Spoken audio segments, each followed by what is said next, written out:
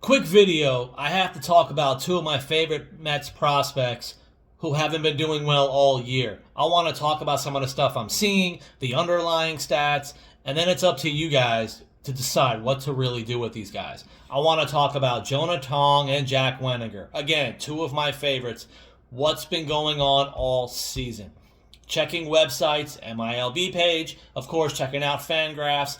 Some of the stuff I'm seeing on Jonah Tong. By the way, the velocity's good. The fastball velocity's there. He sure as heck is trying this cutter. It's a high percentage of cutters he's been throwing this year. Even checking Baseball Savant, Fangraphs. He's throwing it. They want him to. He is. Some of the stuff about Jonah Tong, his walk rate is the highest since his first couple of years in pro ball.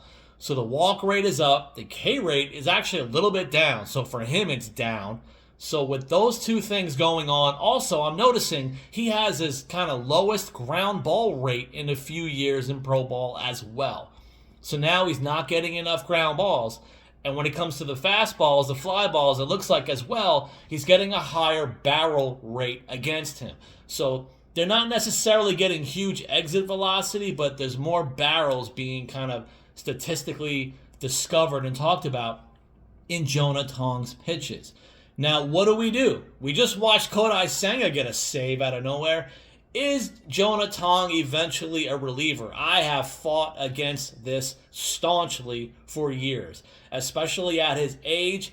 Whatever's going on with the cutter and the new delivery, I want to see how it goes into the next year. But again, he's throwing all of his pitches, but the stuff I'm mentioning doesn't look great. Now we're talking about Jack Wenninger. Same as Jonah Tong as far as he's got an extremely high walk rate, the highest he's had in about 3 pro seasons. And his K rate is not as high as you would want. His velocity has been okay for him. It just jumped finally, 95 plus, maybe in the last outing. I want to see how that's going to go. He's also throwing a ton of sliders now this year. A lot of credited sliders thrown. He used to throw a sinker.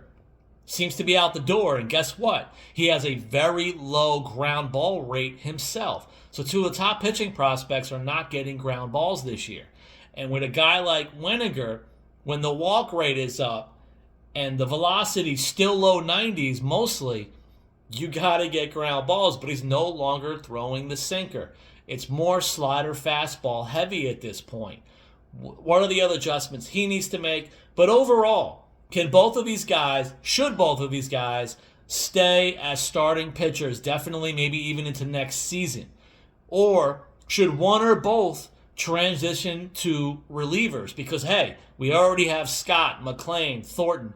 You have Santucci and his walk issues also on the doorstep, along with guys like Manaya under contract and whoever else they may acquire. What should the Mets do, short-term, long-term? For depth, maybe keep them where they are is my opinion. What are your guys' thoughts?